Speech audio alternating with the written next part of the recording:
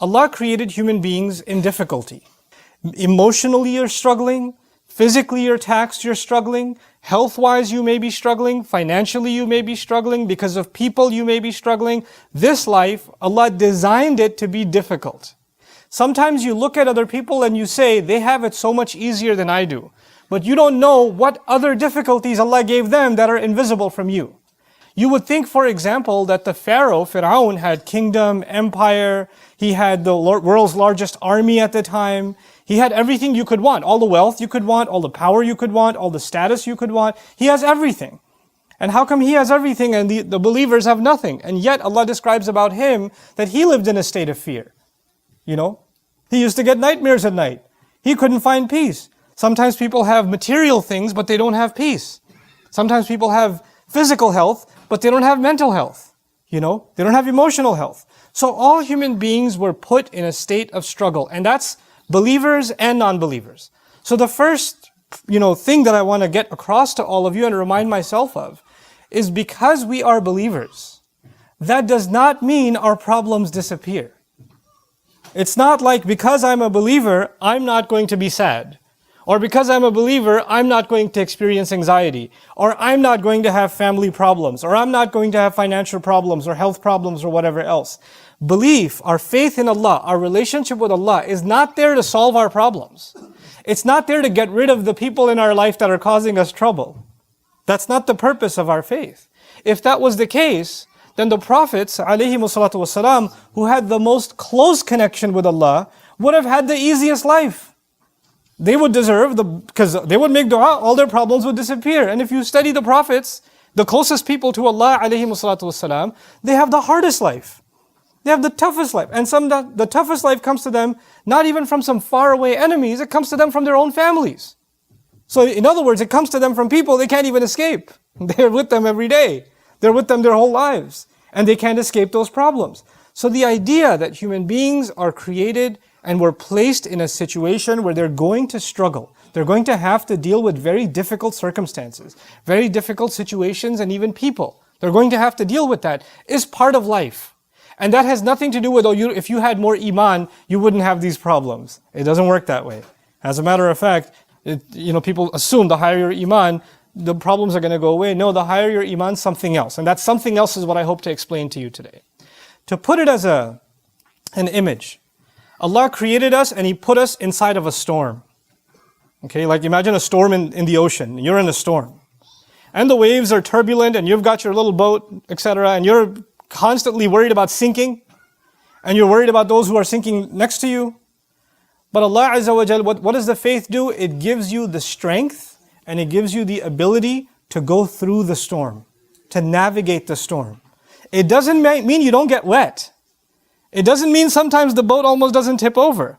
But you now have the ability to go through it and survive the storm. You see, that's the purpose of our faith, is not to get rid of the problem, but to actually strengthen us so we can go through the problem. Two of the hardest burdens that human beings live with are fear and sadness. Fear and grief. Those are the two heaviest burdens that human beings live with in this life. As a matter of fact, when Allah sent Adam alayhi salam to the earth, He told him that when He gives His guidance, فَمَنْ تَبِعَ هُدَايَ فَلَا خَوْفٌ عَلَيْهِمْ وَلَا هُمْ يَحْزَنُونَ. Whoever follows my guidance, they're going to be able to combat fear and sadness, essentially. In other words, Allah knew that in the story of humanity from Adam alayhi salam to the last human being that's going to walk on this earth, every one of them is going to have to struggle with fear and they're going to have to struggle with sadness. Now what are these two things? Fear is about what's going to happen in the future. Fear is about, am I going to lose my job? Is what's going to happen to mom?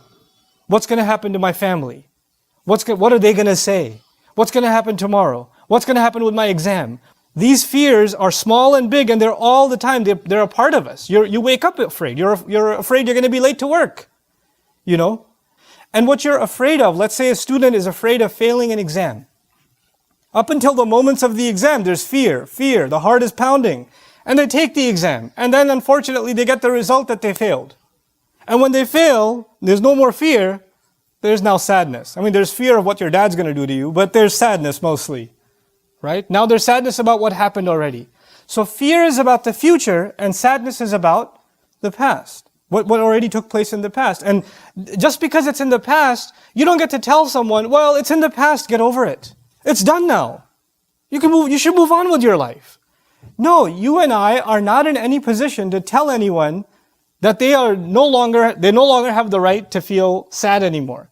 Our Messenger sallallahu alaihi wasallam continued to feel the sadness of the absence of Khadija radiallahu ta'ala anha for years. For years. Feeling sad is not a sign that you don't have enough faith. He has the greatest faith of all, and yet he carries sadness. Yaqub alayhi salam lost his son Yusuf alayhi salam. And he carries a great amount of sadness. So much so that he cries so much, ibiyaddat aynahu. His eyes turn white. His eyes turn white out of sadness. But that doesn't mean he doesn't have faith in Allah. But today I want to talk to you about an extreme case of fear and sadness first. And that's the mother of Musa alayhi salam. I can't think of a more extreme case of a woman who had to do something so incredibly unthinkable.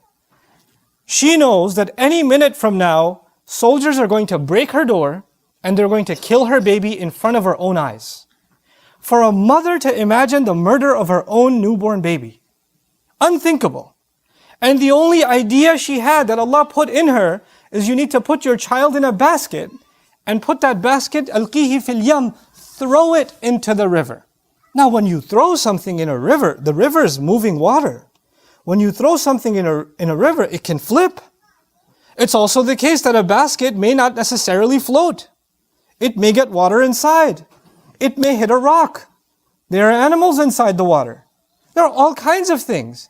As a matter of fact, when I used to teach the story a long time ago, I used to give the example, when you see a child go even 2 feet near a swimming pool, not even the deep end, the shallow end, a mother will go crazy. She'll drop everything and push people out of the way and grab her baby. And this mother has to take her newborn. He can't even crawl yet. He can't even do that yet. And she has to throw this thing into the water. Can you imagine the kind of fear this woman has in her heart when she does that? And when she does that, she can't even look at it and can't even cry and scream, my baby, my baby. She can't do that. Because if she does that, the soldiers will know one survived. And they'll go after him and kill him. So she has to not even if she looks, she has to look from the side. And then this water is not standing still, it's moving. So this basket is slipping away from her sight to the point where she doesn't even know what happened to it. She has no idea what's happened to it. And now she's living with this incredible, overwhelming sadness. What have I just done? What's going to happen to my baby? And in those moments, Allah Azza wa Jal told her, لا تخافي ولا تحزني.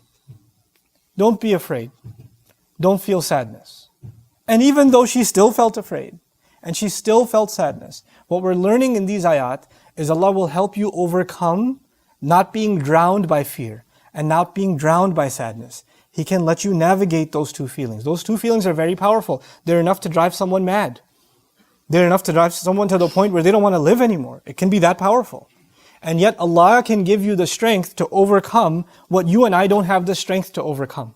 This mother, like no other mother, could stand doing that and survive. So Allah says, وَأَصْبَحَ فُؤَادُ أُمِّ مُوسَى فَارِغًا.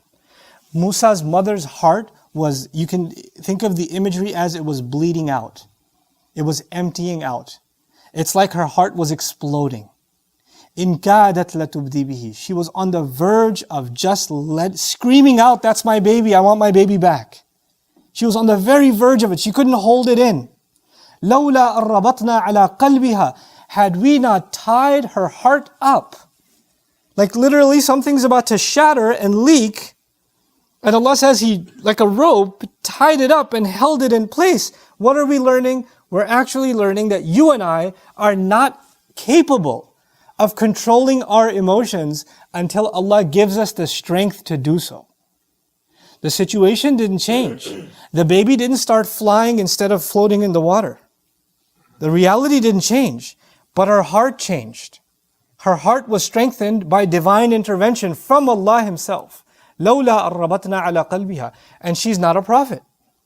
What we're learning in these ayat is that Allah will give you and me a strength to our hearts that we'll be able to overcome the most powerful fear and the most powerful sadness, the deepest kind of sadness.